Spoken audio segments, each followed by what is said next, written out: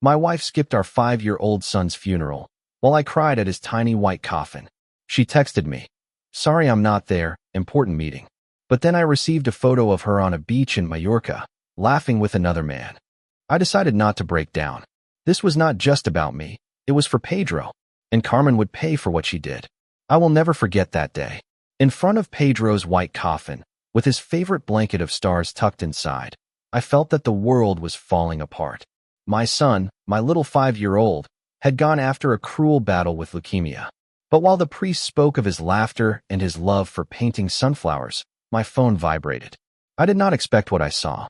A photo of Carmen, my wife, on a beach in Mallorca, tanned, with a drink in her hand and a young man by her side smiling with arrogance. The message said, "I thought you should know where your wife is today. A concerned friend." My heart stopped. Carmen had told me she was in an urgent work meeting in Madrid. Not in Mallorca, not with another man, not while I was burying our son. The rage burned in me, but I could not break down. Not there, with the murmurs of the neighbors of our town and Caudas echoing behind me. "Where is Carmen?" they whispered. They did not know the truth, but I did. That night in the empty house, the photo continued to burn in my mind. I could not ignore it. I checked the phone again and found a second message from Carmen. "I am sorry I am not there. Important meeting. I will make it up to you." Make up for our son's funeral? The fury grew, but I channeled it. I was not going to let this go. The next day, I organized Pedro's things looking for something to connect me with him. On Carmen's desk, I found something I did not expect. A life insurance policy in Pedro's name for €1 million with Carmen as the sole beneficiary. My name had been removed weeks before his death. I had not been consulted.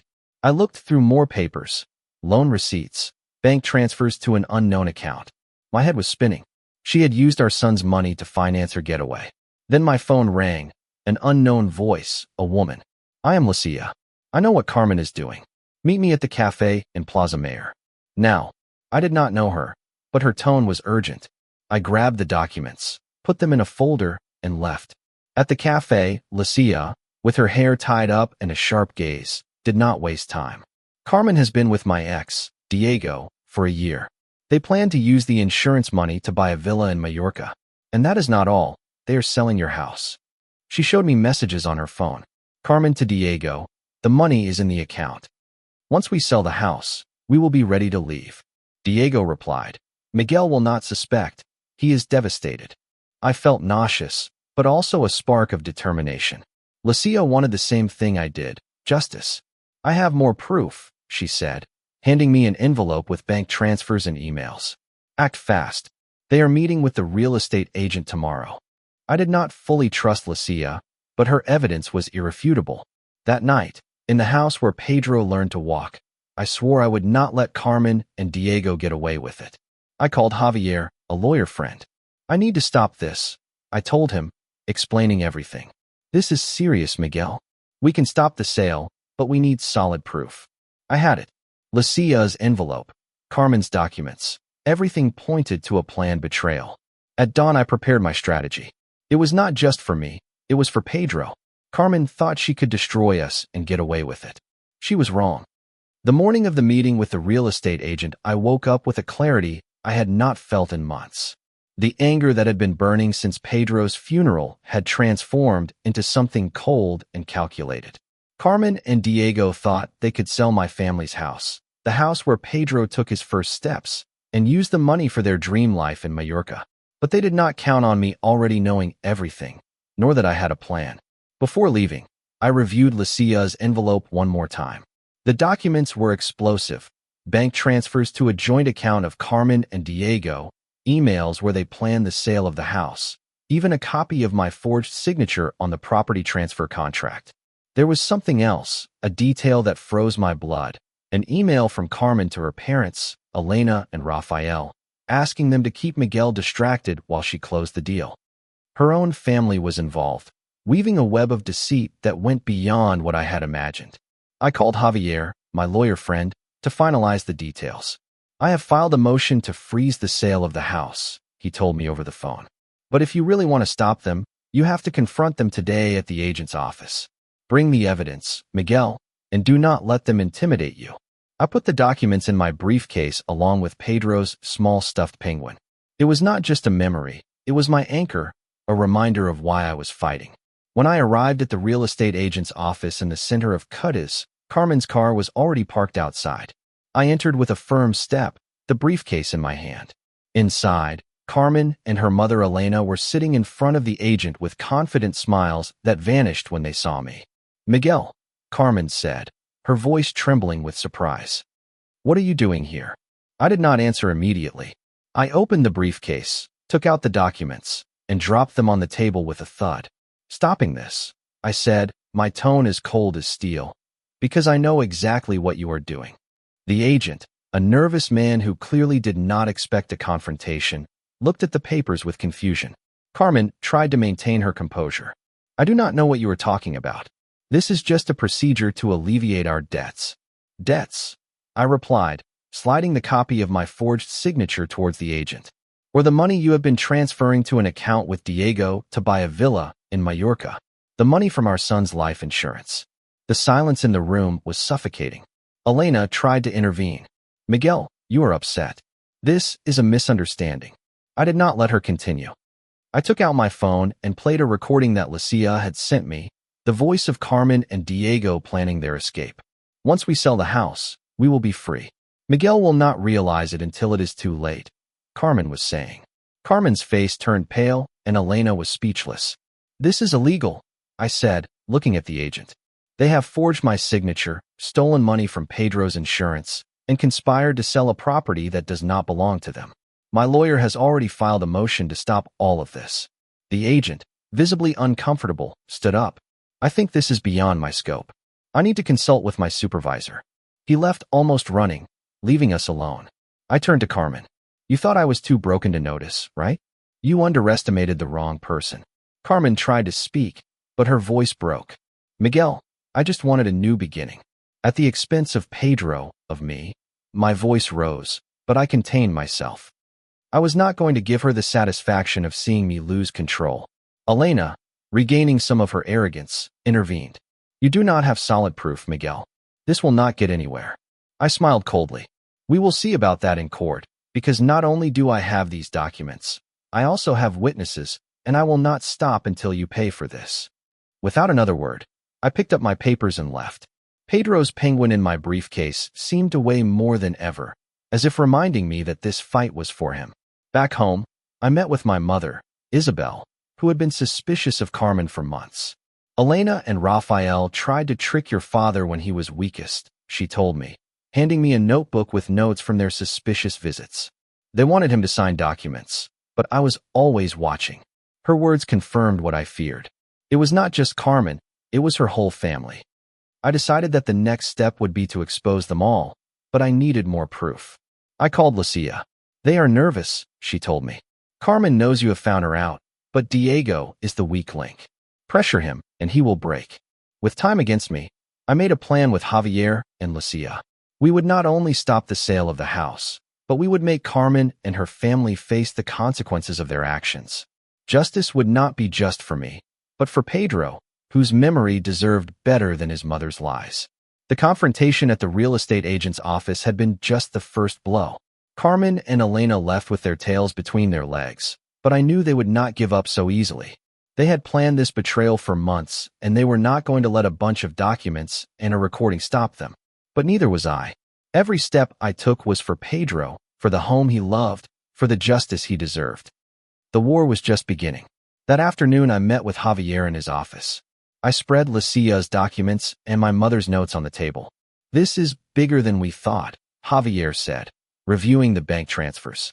"They not only forged your signature to sell the house. Carmen and Diego have been diverting money from your joint accounts to an offshore account. And look at this," he pointed to an email. It was from Rafael, Carmen's father, to an unknown contact. "Make sure the funds are ready before Miguel finds out." My stomach twisted. The whole family was in on this. "Can we track that account?" I asked. Javier nodded. "I have already contacted a financial expert, but we need more proof to make the case irrefutable, and we have to act before they move the money." I knew that time was critical. If Carmen and Diego managed to transfer the funds to Mallorca, recovering what they had stolen would be almost impossible. I decided to pressure the weak link. Lucia was my next step. I called her that night from my father's study, surrounded by Pedro's toys. Diego is nervous, she told me over the phone. Carmen is pressuring him to speed up the plan, but he is starting to have doubts. I think you can break him if you confront him. She gave me the details of a bar in Cadiz where Diego used to spend his nights. He is alone tonight. It is your chance. I hung up with my heart pounding. It was time to act. I drove to the bar, a noisy place full of dim lights and loud music. I found Diego in a corner, drinking alone with a lost look in his eyes. I sat in front of him uninvited. We need to talk, I said, my voice firm. Diego jumped, spilling some of his beer. Who are you? He stammered. Although his eyes already betrayed him, he knew exactly who I was. I am Carmen's husband. I know everything about the money, the house, and Mallorca. The color drained from his face. I do not know what you are talking about, he muttered, but his hand was shaking. I took out my phone and showed him a screenshot of his messages with Carmen. This says otherwise. And I have more. Bank transfers, emails, your plan to run away with my son's insurance money. Diego swallowed hard, looking around as if searching for an exit. Look, man, I did not want to. Carmen convinced me. She said you were finished, that you would not fight. She was wrong, I said, leaning towards him. And so are you, if you stay with her. But you can help me. Testify against her. Give me everything you know, and maybe you will get out of this with some dignity. Diego ran a hand through his hair, sweating. She will ruin me, he said. Not if I do it first, I replied, sliding a copy of Javier's motion across the table. The court is already aware. If you talk, it could save you. Diego remained silent, looking at the paper. Give me a day, he finally said. I will think about it. I was not sure I could trust him, but it was a start. As I left the bar, I felt a spark of hope. Diego was the crack in Carmen's plan, and I was going to take advantage of it. The next morning, Javier called me with news. The expert found the offshore account. It is in Carmen's and Diego's names, but there are recent movements. They are trying to empty it. My heart raced. Can we stop them? I have already requested an asset freeze order, he replied. But we need Diego. If he testifies, the case will be rock solid. I spent the day organizing evidence with Lucia, who gave me more incriminating messages. Carmen is losing control, she said. She thinks Diego might betray her. As we were talking, my phone rang. It was Diego. I want to talk, he said, his voice trembling, but I need guarantees. I arranged a meeting with him and Javier that same afternoon. At the meeting, Diego confessed everything. Carmen had seduced him with promises of a life of luxury, but he did not know she was using Pedro's insurance money until it was too late. He gave us access to emails and bank records that confirmed the involvement of Elena and Rafael in the scam. I did not want to hurt anyone, he muttered. I did not believe him, but his testimony was pure gold. When I left the meeting, my mother was waiting for me at home with a box full of documents she had been saving for months. Proof of Elena's and Rafael's suspicious visits. I knew they were up to something, she said. Now go and make them pay. With Diego's confessions, Lucia's evidence, and my mother's documents, the case was almost closed. But Carmen would not go down without a fight, and I was ready for the next round. With Diego's testimony in hand, the case against Carmen and her family became an impregnable fortress. Javier, my lawyer, worked tirelessly to present the evidence in court. Bank transfers, incriminating emails, the forged signature, and now Diego's confession detailing every step of the scam. But Carmen was not one to give up. I knew she would try one last desperate move, and I was ready to face it. That morning, Javier called me urgently. Carmen and her parents have filed a counterclaim. They allege that you were aware of the sale of the house and that you gave your verbal consent. It is a weak maneuver, but they are buying time to move the money. The news lit a fire in me. How dare they keep lying? What do we do? I asked. We are going to court today, Javier replied. With Diego's testimony and the evidence, we can crush them. But be prepared. This will be tough. Before leaving, my mother gave me an envelope. I found this among your father's things, she said. Inside was a document that Carmen had tried to get him to sign when his memory was beginning to fail, a power of attorney that would have given her total control over our finances. My mother had intercepted it in time. That woman has no limits, she murmured. I put the document in my briefcase next to Pedro's penguin, which was still my reminder of why I was fighting. In court, Carmen and her parents, Elena and Raphael, were sitting on the other side of the room. Carmen avoided my gaze, but Elena gave me a defiant look. The judge, a man with a stern face, reviewed the documents as Javier presented our case. He showed the bank transfers Carmen had made to the offshore account, the emails where she planned her life in Mallorca with Diego, and the recording of their conversations. Then, Diego took the stand. His voice trembled as he confessed how Carmen had manipulated him into participating in the scam, promising him a life of luxury in exchange for his silence. When it was Carmen's turn to speak, she tried to play the victim card. "I was devastated by Pedro's death," she said with tears that seemed rehearsed. "I made wrong decisions, but I did not want to hurt anyone." The judge did not seem impressed. "Then why did you forge your husband's signature?" he asked. Carmen stammered without an answer. Elena tried to defend her, claiming that everything was to protect the family's interests, but the document my mother had found dismantled her lie.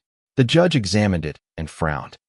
"This is an attempt of abuse against a vulnerable person," he said, referring to my father. The hearing was a turning point. The judge ordered all accounts linked to Carmen and her parents to be frozen, and the sale of the house was officially blocked.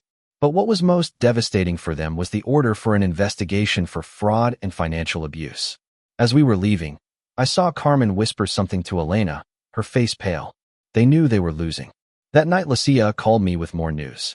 "Carmen is trying to contact Diego to get him to change his testimony," she said. "But he is not going to give in. He is afraid of ending up in jail." I thanked her for her help, although I still did not fully trust her motives. Lucia had her own revenge against Diego, but for now we were allies. "Is there anything else?" she added. "I found an email from Raphael to a lawyer in Mallorca. They are trying to transfer the property they bought with the insurance money to another name." I passed the information to Javier, who acted immediately. "If they try to move that property, we will catch them for money laundering," he said. The next day, the financial expert confirmed that Carmen had tried to transfer the funds to a new account, but the court order arrived in time to stop her. Her every move was another mistake, and I was one step ahead. Meanwhile, my mother organized a meeting with the neighbors of Cadiz, who had started to murmur about Carmen's absence at Pedro's funeral. I told them the truth, not for revenge, but to protect the memory of my son. The community, which had always seen Carmen as the perfect wife, was shocked. Some offered their support. Others, who had been deceived by Elena's and Raphael's lies, promised to testify, if necessary. When I got home, I held Pedro's penguin in my hands. "We are getting there, little one," I whispered. The house was safe, the insurance money was blocked, and Carmen and her family were facing real consequences, but it was not over yet. I wanted to make sure that Pedro's name lived on in something bigger, something that made a difference. With Javier, we began to plan the creation of a foundation in his name, using the recovered funds to help children with cancer. It was what Pedro would have wanted. The final trial was scheduled in 2 weeks. Carmen and her parents could try more tricks, but I was prepared. Every piece of evidence, every testimony, every step brought me closer to justice. Not just for me, but for Pedro, whose love was still my strength. On the day of the final trial, the courthouse in Cadiz was filled with tension. Carmen, Elena, and Raphael were sitting on the other side of the room, their faces tense as the judge reviewed the evidence. Javier had built an impeccable case. Diego's confession, the bank transfers, the incriminating emails, and the attempted abuse against my father. There was no escape. When the judge delivered the verdict, the room fell silent. Carmen and her parents were found guilty of fraud, forgery, and financial abuse. The accounts were frozen, the sale of the house was annulled, and Pedro's insurance funds were recovered. Carmen tried one last plea, claiming she acted out of desperation after Pedro's death, but the judge did not yield. "Your actions were calculated," he said. "You not only betrayed your family, but you tried to take advantage of your son's memory." The sentence included fines and a deeper criminal investigation. The reputation of Carmen and her family in Cadiz was destroyed, and the neighbors, who once admired them, now avoided them. With the recovered funds, I founded the Pedro Sanchez Foundation, dedicated to financing treatments for children with cancer. The first donation went to the hospital where Pedro spent his last days. I visited the beneficiary families, and their thanks gave me a renewed purpose. I could not bring Pedro back, but his name would live on helping others. One morning, I took Pedro's penguin to his grave. I placed it next to a plaque with his name and an engraved sunflower, his favorite flower. "We did it, little one," I whispered. "Your home is safe and your memory is doing good." My father, with a clearer mind that day, joined me. "Pedro would be proud," he said, touching the plaque. I nodded, feeling a peace I had not known in months. Carmen and her family vanished from my life, facing the consequences of their actions. I, with the support of my mother and Javier, moved forward, not with revenge, but with the strength to honor Pedro. His love guided me through the pain, and his legacy gave me hope. Justice had arrived, and with it a new beginning.